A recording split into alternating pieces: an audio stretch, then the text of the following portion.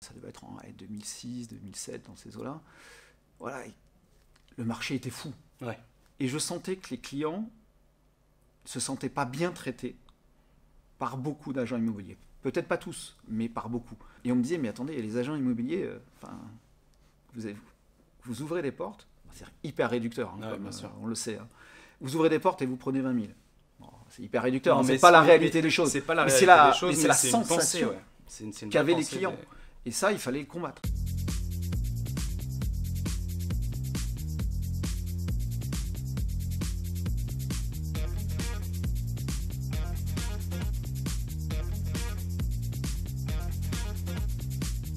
Bonjour à tous et bienvenue dans ce nouvel entretien Imo2, bienvenue sur la chaîne Imo2, je suis Vincent Le Camus et aujourd'hui j'ai le plaisir d'accueillir Anthony Perra. Salut Anthony, Salut. Comment est-ce que tu vas? Ça va bien. Je suis content Ça va d'être bien, là. c'est vrai? Ouais. Peut-être que tout le monde ne te connaît pas aujourd'hui, est-ce que tu peux rapidement te présenter, nous dire ce que tu fais?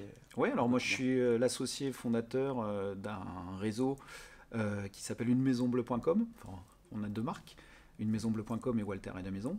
Et unemaisonbleu.com a la particularité d'être une agence avec des honoraires forfaitaires. Voilà. Très bien. Et Walter et de Maison, du coup, Walter et de Maison, c'est une agence qu'on dirige et destine plutôt vers l'immobilier de prestige. D'accord, donc aujourd'hui tu fais deux métiers. Tu fais que de la transaction? Non, j'ai aussi une autre société qui fait de l'administration de biens. Très bien. Voilà. Donc tu touches un petit peu à tous les métiers, pas le syndic? Ça en fait un peu de syndic, mais assez peu. On a une quinzaine d'immeubles en syndic. Aujourd'hui, Une Maison Bleue et Walter et de Maison, vous êtes dans quel secteur? Alors nous, on travaille... Alors sur Walter et de Maison, on est plutôt Île-de-France. D'accord. Voilà. Après, sur Une Maison Bleue, on est Île-de-France, vraiment tous les secteurs d'Île-de-France. Et ensuite, on a des conseillers qui sont aussi en province, à Nantes, en Vendée, dans l'est de la France, voilà, donc à La Ciotat, enfin voilà. Avec une envie d'être plutôt sur des grandes villes, ou est-ce que c'est vraiment tout type Alors non, pas particulièrement. Nous, on recrute tout le temps, hein, mais voilà, nous, c'est plus les opportunités. C'est-à-dire, c'est des gens qui sont venus nous rencontrer, venus nous voir, qui nous ont sollicités, qu'on a recrutés, soit en Ile-de-France, soit aussi en province, sur des profils qui nous plaisaient bien, où ça matchait bien. Moi, je travaille beaucoup au feeling sur l'humain. D'accord, l'immobilier est un métier d'humain, et d'ailleurs je vais enchaîner sur l'humain. Est-ce que tu peux nous dire un petit peu plus sur pourquoi tu fais de l'immobilier, comment tu as commencé, qu'est-ce qui t'a amené à faire ce beau métier? Moi, j'adore ce métier, hein, voilà. Mais j'y suis arrivé par hasard, totalement, parce que moi j'étais dans le sud de la France, je travaillais dans un cinéma à Montpellier, et puis je me suis dit que j'allais peut-être pas couper des billets de tickets de cinéma toute ma vie, qu'il fallait faire autre chose. Et durant ma scolarité et mes années étudiantes, j'avais fait du théâtre. Très bien. Beaucoup. Et j'avais adoré ça, d'être sur scène. Et je me suis dit, tiens, qu'est-ce qui m'a plu dans la vie avant de travailler dans un cinéma? C'était d'être sur scène. Et donc je suis parti à Paris. Comme ça, j'ai mis en 3 mois, je me suis dit, hop, je pars et je vais être comédien. En tout cas, je vais essayer. Voilà. Et je suis arrivé à Paris, j'ai pris des cours de café-théâtre. J'ai fait beaucoup de figurations sur des séries policières. Et c'était très sympa. Et ça me laissait du temps.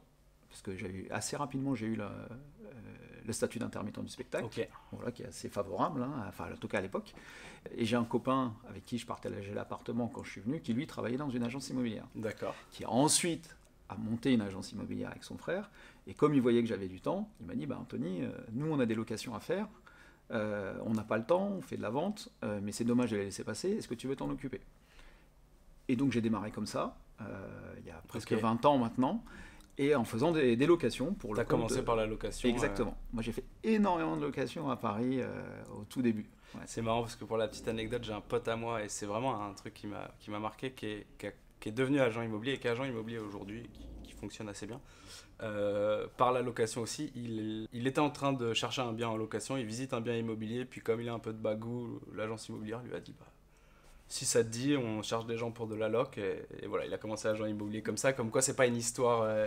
c'est une histoire un peu universelle là-dessus. Et du coup, comment t'es passé de petit agent immobilier qui commence et qui découvre l'immobilier grâce à la location à aujourd'hui, j'ai 3 entreprises qui font de l'immobilier. En fait, j'en ai 2 parce qu'on a une entreprise qui a 2 marques et une autre entreprise qui fait de la gestion. Mais alors, comment ça s'est passé? Moi, je suis assez curieux de nature, en fait. Dès que je fais quelque chose, je m'y intéresse et j'essaye d'approfondir, de voir comment ça fonctionne.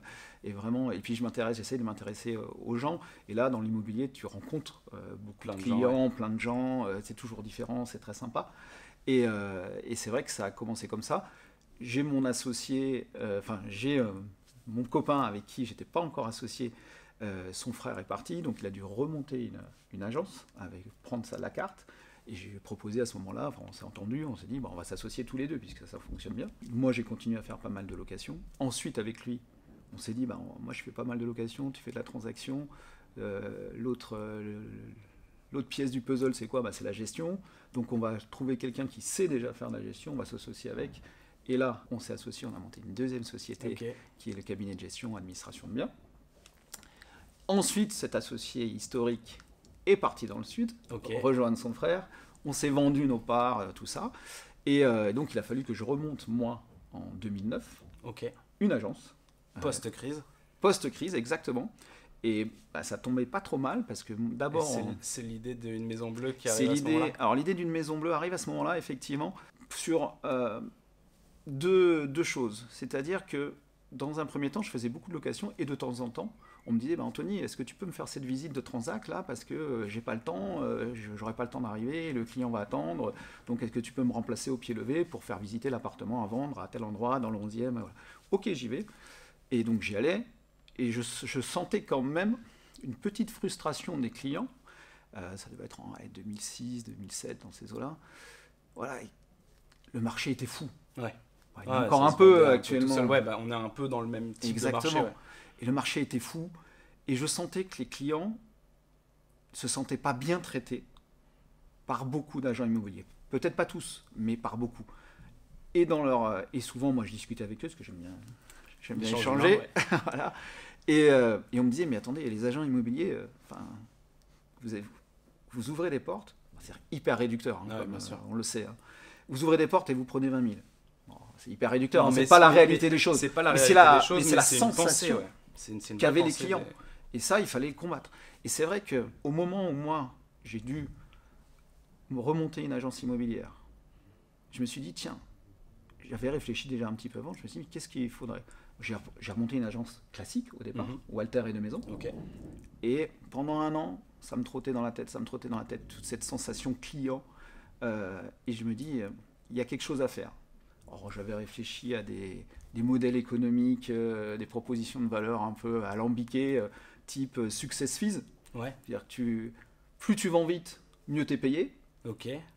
Bon, et puis je me suis dit non, parce que si tu vends vite, on va te dire, justement, t'as pas eu beaucoup de boulot, donc ça va faire bizarre. Après, je me suis dit, plus tu vends, plus tu mets longtemps à vendre, plus t'es payé aussi. Mais après, les clients, ça n'a pas de sens non plus. Ils vont dire, vous faites exprès. Parce que pour gagner plus. Donc, et puis après, je me suis dit, on fait un forfait. Voilà. On fait un forfait. Alors à l'époque, c'était un forfait qu'on a démarré, c'était un forfait de 5 980 € unique. Pour tous les biens vendus, de 0 à... Mais donc tu es quand même au succès. De toute façon, tu es au succès. Tu peux pas... En France, s'il y a des modèles, il y a des alternatives. Justement, c'est la question que j'allais te poser, c'est qu'aujourd'hui, quelqu'un qui travaille avec une maison bleue et qui est vendeur, il signe un mandat chez toi. Bien sûr. Nous, on est une agence immobilière. Un forfait fixe. On est soumis à la réglementation des agents immobiliers. Donc tu travailles sous le coup de la loi Hoguet. Exactement. Oui, tout à fait. Et on a toujours travaillé avec la carte de transaction en respectant tout le cadre légal. Comment ça se répartit entre Walter et de Maison et une maison bleue aujourd'hui? Je sais qu'il y a une histoire que tu m'as racontée il y a longtemps, je pense que tu t'en souviens pas. Mais où tu disais qu'il y avait un client qui t'avait dit non, je veux pas une maison bleue parce que c'est pas assez cher. Je me souviens très bien, c'est un client vais pas être bien traité. Qui était dans le 16e à Passy, qui était déjà avec des agences dites haut de gamme et qui m'a dit voilà, moi, une maison bleue, ça me correspond pas. Je veux pas on pourra revenir là-dessus d'ailleurs. Du low cost. Je veux pas du low cost. Donc, à mon sens, nous, on n'est pas low cost, mais on pourra en échanger. Je suis déjà avec des agences prestige. Mon appartement, c'est pour moi un appartement de prestige. Et effectivement, il m'a dit, voilà, non, moi, je ne veux pas payer 5 980 € à l'époque, je veux payer 30 000 € comme avec les autres agences. Ouais, je dis, oui, dans ce cas-là, le client est roi, hein, moi je veux pas non plus, voilà. Et du coup, comment tu fais quand tu as un client entrant aujourd'hui pour répartir le flux en disant, écoute, tu prends un mandat classique à 4, 5, 6% VS un mandat forfait? Déjà, on n'est pas à 5%, on est un peu en dessous, on est entre 4 et 2,5% en fait. Okay. Selon déjà, que c'est un mandat exclusif ou un mandat simple? Non, même pas. Si, je te dis une bêtise. Si, je te dis une bêtise sur Walter et de Maison, en fonction du mandat exclusif ou mandat simple, on a une petite différence effectivement de 0,5%. Mais en fait, c'est par rapport à ce que veulent les gens. Est-ce qu'ils veulent une diffusion internationale? Est-ce qu'ils veulent un photographe pro? Est-ce qu'ils veulent du home staging? Est-ce qu'ils veulent une visite 360? Est-ce qu'ils veulent tout ça? Est-ce qu'ils veulent être sur des supports un peu luxueux comme Propriété, Le Figaro, Belle Demeure ou d'autres encore? Voilà. Là, effectivement, on va être sur Walter et de Maison. On les laisse choisir d'ailleurs. Ouais, tu les mets en concurrence en fait ces deux offres. Tu leur expliques que j'ai Walter et de Maison, j'ai Nous on fait tout en transparence. C'est-à-dire qu'on leur dit voilà, il y a deux offres là. Alors après il y a des gens qui nous appellent spécifiquement pour être sur une maison bleue et dire voilà les honoraires sont réduits, vous faites le boulot correctement, j'ai vu vos avis clients, ça me va, je veux travailler sur cette marque là. Voilà. Et après il y a des gens qui savent pas, là on leur présente les deux. Et puis en fonction de ça ils choisissent. Donc j'ai vendu des appartements à 2 millions d'euros avec 15 000 € d'honoraires. Ça va faire rebondir certains, mais...